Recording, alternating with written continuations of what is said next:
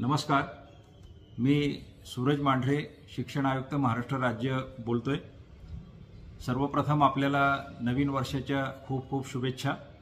आणि मला खात्री आहे की हे नवीन वर्ष शिक्षक भरतीच्या आणि इतर अन्य चांगल्या उपाययोजनांच्या रूपाने सर्वांनाच चांगलं जाईल। शिक्षक भरतीच्या बाबतीमध्ये गेल्या काही दिवसांमध्ये माध्यमातून खूप वेगळ्या प्रकारच्या भावना व्यक्त केल्या जात आहेत। मी गेल्या 2 दिवसांमध्ये बऱ्याच प्रश्नांना उत्तर देण्याचा प्रयत्न केला। फेसबुकवरती ज्या लोकांनी योग्य प्रकारे प्रश्न विचारले त्या सर्वांशी मी संवाद साधला।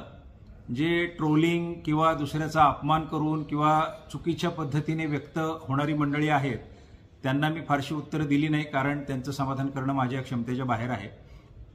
परंतु ही उत्तरं देत असताना माझ्या लक्षात आलं की अनेक अभियोग्यता धारकांना कदाचित योग्य माहिती मिळालेली नाही किंवा जी काही माहिती उपलब्ध आहे तिचा अर्थ लावण्यामध्ये कुठेतरी काहीतरी गफलत होतीये। त्यामुळे काही गोष्टींची स्पष्टता करणं गरजेचं आहे। या सगळ्या फेसबुकवरील चर्चा, मला मिळालेले मेसेज, काही लोकांनी माझ्याशी चर्चेतून केलेली मागणी, या सगळ्या मी पाहिल्या। मला असं लक्षात येतं की जणू काही आपण 100% इंग्लिश मीडियमची भरती करीत आहोत आणि मराठीची एकही जागा आपण भरणार नाही आहोत असं काही लोकांना वाटलेलं आहे। काही लोकांना असं वाटतंय की फक्त डीएड केलेलं आहे इंग्लिशमधून त्यांना आपण 100% जागा देत आहोत। असे वेगळी मतमतांतरं दिसतात आणि या चुकीच्या फाउंडेशनवर आधारित काही मंडळी व्यक्त होताना मला दिसली। याकरता प्रथम आपण या सगळ्या गोष्टीचा उगम बघितला पाहिजे, कारण काही लोकांनी असं दाखवायला सुरुवात केली आहे की जणू काही आत्ताच नव्याने हा मीडियमचा विषय सुरू झालाय आणि यापूर्वी कधीही राज्यात हा विषय नव्हता आणि फक्त टीआयटीच्या मार्क्सप्रमाणे भरती होत असे। हे असं नाहीये। हे जे मीडियमचं धोरण आहे हे 2008 सालापासूनचं आहे।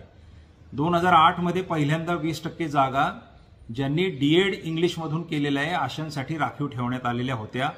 हे आपण लक्षात घेतलं पाहिजे। त्यानंतर 2009ला काही जीआर आले, 2010ला जीआर आले, 13ला सेमी इंग्लिश बाबत जीआर आला, 18ला जीआर आला।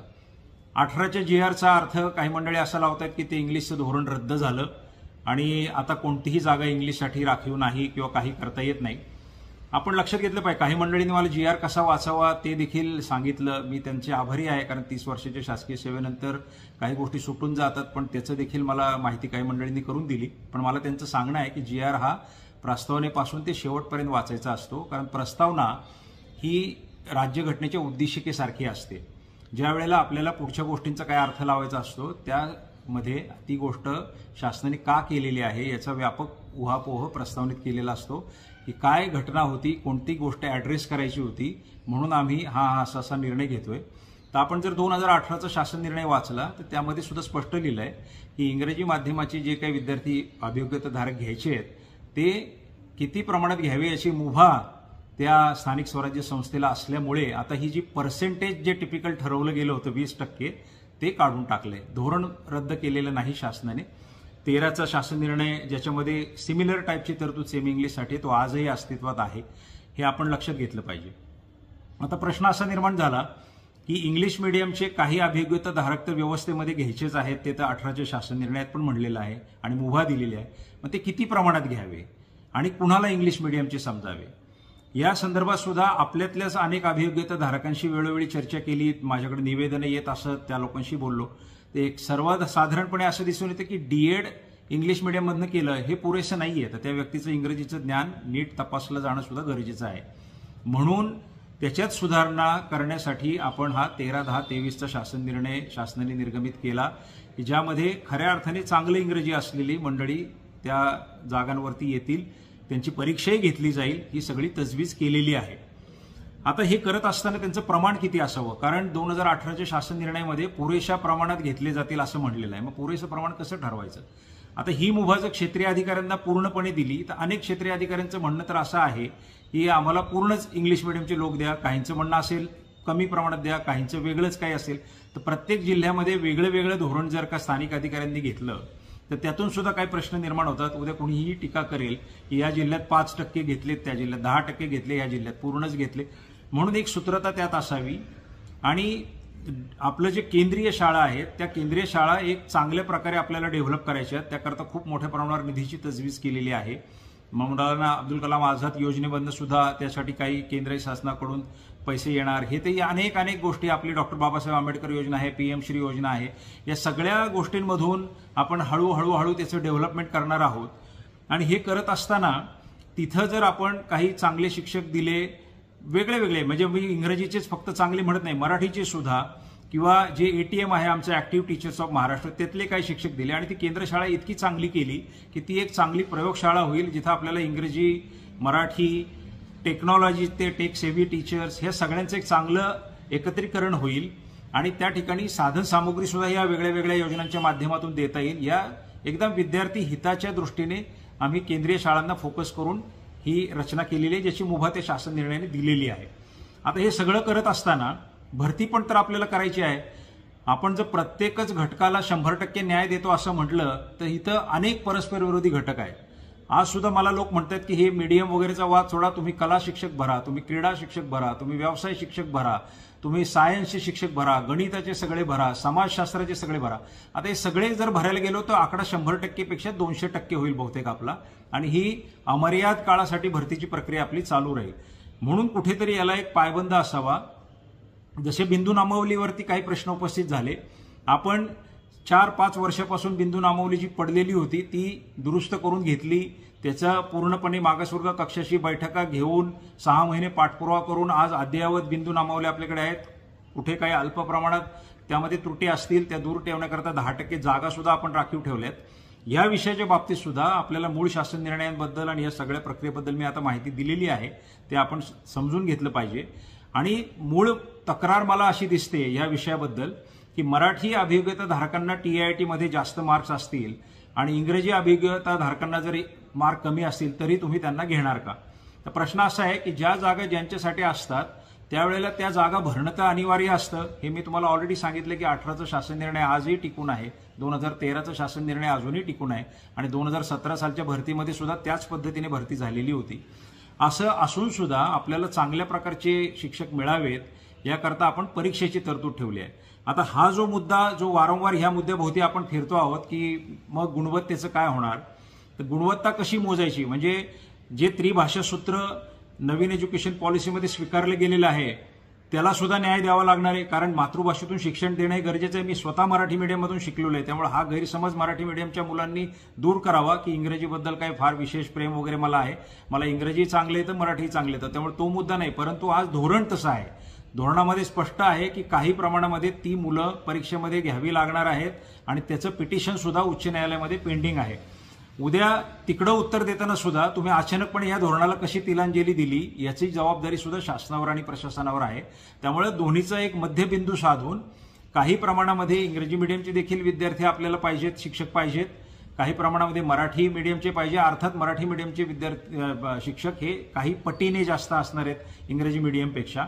याचा सारासार विचार करून बॅलन्स करून हा 13/10/23चा शासन निर्णय निघालेला आहे. त्यात हा जो दावा आहे की मराठी मीडियमचे मार्क्स आणि इंग्लिश मीडियमचे मार्क ह्याकरता परीक्षेची तजवीज केलेली आहे. ह्या परीक्षेचं स्वरूप काय असावं आणि ह्या परीक्षेमध्ये येण्याकरता, ह्या परीक्षेमधून आपलं इंग्रजीचं स्किल दाखवण्याकरता सर्वांना संधी देता येईल किंवा काय, ह्याबद्दल आम्ही ऑलरेडी विचार करत आहोत. कारण कुणाचवर अन्याय करणे हा दुरान्वय सुद्धा कुणाच्या मनामधला विचार नाही, जरी काही मंडळी त्याला तसा रंग देत असला असं कधी होऊ शकत नाही.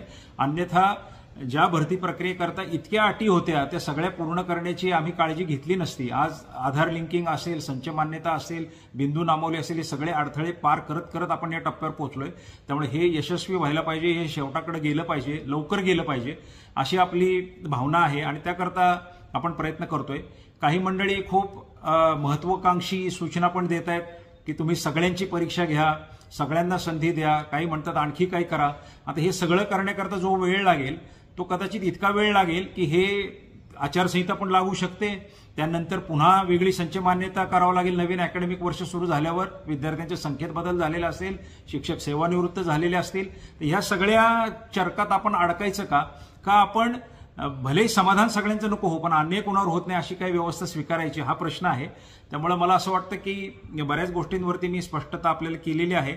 आणि शेवटचा मुद्दा जो राहतो गुणांकनाचा, त्याला ही जी परीक्षा आम्ही घेणार आहोत ज्याला इंग्लिश मिडियमच्या विद्यार्थ्यांना देखील सामोरं जावं लागणार आहे आणि तशी मुभा आतापर्यंतच्या शासन निर्णयांमध्ये दिलेली आहे।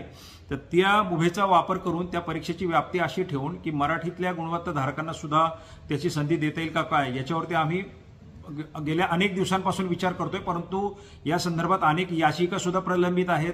मराठी माध्यमांच्या अभियोग्यताधारकांनी केलेली पण याचिका आहे, इंग्लिश मिडियमच्याही अभियोग्यताधारकांनी केलेली याचिका आहे आणि कोर्टाला देखील आपल्याला उत्तर द्यायचं आहे। त्यामुळे कोणतीही घाई गडबड न करता आणि अचानकपणे अब्रप्टली कोणते तरी निर्णय न घेता आपल्याला ह्या सगळ्या फॅक्टरचा विचार करून निर्णय घ्यावे लागणार आहेत। म्हणून त्याकरता काय स्कोप ठेवता येईल का याचा आम्ही गांभीर्याने विचार करतोय। मला असं वाटतं की अपेक्षा अनंत आहेत, सगळ्यांच्या अपेक्षा पूर्ण करणं कधीच कुठल्या शासन व्यवस्थेला शक्य होऊ शकत नाही, कारण काही अपेक्षा या परस्पर विरोधी असतात। म्हणून आपल्या सर्वांना माझी विनंती ही राहील की अनेक वर्षानंतर आपण ही भरती प्रक्रिया करत आहोत, अनेक अडथळे पार करून करत आहोत, अनेक अपेक्षांना पूर्ण करण्याचा प्रयत्न करत आहोत। म्हणून संयम ठेवला पाहिजे। आपल्याला नोकरी मिळावीच या एकमात्र उद्देशाने प्रेरित न होता आपण व्यवस्थेकडे पण बघितलं पाहिजे, कारण आपला शैक्षणिक दर्जा हा एक आता वेगळा विषय होऊन बसलेला आहे। त्यामुळे चांगल्या अभियोग्यताधारकांना संधी मिळावी हाच प्रशासनाचा प्रयत्न राहील। गेल्या 1-2 दिवसातल्या ज्या मी फेसबुक पोस्ट बघितल्या, मी इतका कधीच फेसबुकवरती इन्व्हॉल्व नव्हतो, पहिल्यांदाच मी ते बघितलं, कारण गैरसमज ह्या टोकापर्यंत गेले होते की मला त्यात हस्तक्षेप करणं गरजेचं वाटलं।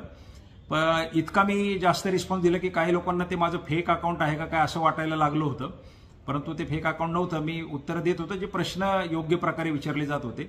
पण यामध्ये मला एक गोष्टीचं वैषम्य पण वाटलं की जे भावी शिक्षक म्हणून मैदानात उतरलेले आहेत त्यांची भाषा, त्यांची ट्रोलिंगची पद्धती, त्यांनी शासन निर्णय न वाचता उपस्थित केलेले प्रश्न, हे चित्र थोडं चिंताजनक आहे। मला आपल्याला हे सांगायचं की अजून ह्या रोगांचा लागण ज्यांना झालेली नाही की ट्रोलिंग, अपमानजनक बोलणं, दुसऱ्यांचा उपमर्द करणं, चुकीच्या पद्धतीने मेसेज पसरवणं, यांचा लागण ज्यांना झाली नाही त्यांनी स्वतःला जपावं, कारण तुम्ही शिक्षक होणार आहात, तुम्ही विद्यार्थी घडवणार आहात। त्यामुळे तुम्ही खऱ्या अर्थाने या सगळ्या गोष्टीची ताकद होणार आहात। या अशा गोष्टींपासून आपण शक्यतो स्वतःला जपलं पाहिजे। जरी किती प्रकारे कोणी अपमानजनक काही बोललं तरी मी त्यावर काही प्रतिक्रिया दिलेली नाही, उलट मी जाणीव करून दिलेली आहे की चुकीच्या पद्धतीने विषयांची मांडणी करणं यातून प्रक्रिया धोक्यात येऊ शकते आणि तिथून नुकसान होतं।